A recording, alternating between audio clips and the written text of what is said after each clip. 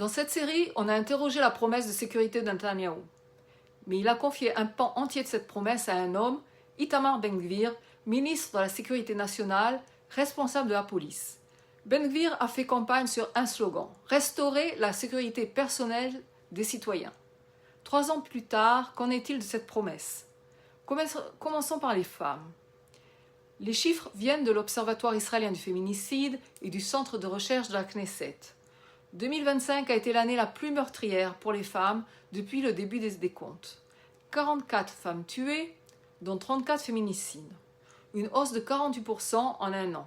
Et contrairement aux idées reçues, cette hausse est portée par la société juive. 18 victimes juives contre 10 l'année précédente. Selon la Knesset, plus de 300 femmes ont été assassinées depuis 2015.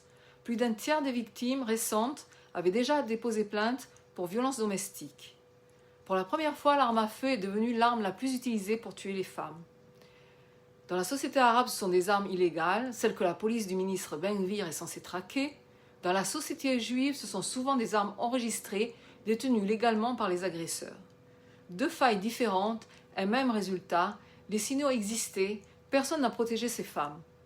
En novembre dernier, quand la Knesset a convoqué une réunion d'urgence sur les féminicides, ni la police ni le ministère de la Sécurité nationale ne se sont présentés. La présidente de la commission a parlé d'une trahison des femmes et d'Israël. Et la criminalité organisée, elle n'est pas un problème lointain. Elle touche les porte-monnaies de chaque Israélien. Selon une étude publiée en juillet 2026 et fondée sur les données du ministère des Finances et du Contrôleur de l'État, le crime organisé coûte à l'économie israélienne 23 milliards de shekels par an. Ramener à chaque foyer environ 8 000 shekels de dépenses supplémentaires par an. Comment?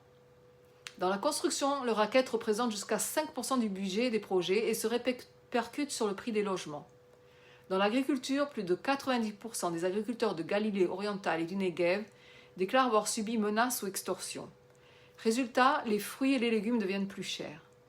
Les assurances auto ont bondi de 56% en 2 ans à cause des vols de voitures et des effractions. Le racket rapporterait à lui seul environ 2 milliards de shekels par an aux organisations criminelles. Elles ne se contentent plus des commerces, elles infiltrent jusqu'aux appels d'offres publics. Le fondateur de l'ONG le résume ainsi. Les Israéliens payent 2 fois. Une fois par leurs impôts, une fois pour le crime organisé. Ben-Gvir avait promis la sécurité personnelle. Les femmes n'ont jamais été aussi nombreuses à mourir. Les armes illégales circulent sans entrave. Chaque famille paie le prix du crime organisé et quand le Parlement convoque son ministère pour en parler, la chaise reste vide. Une promesse de plus à confronter aux faits.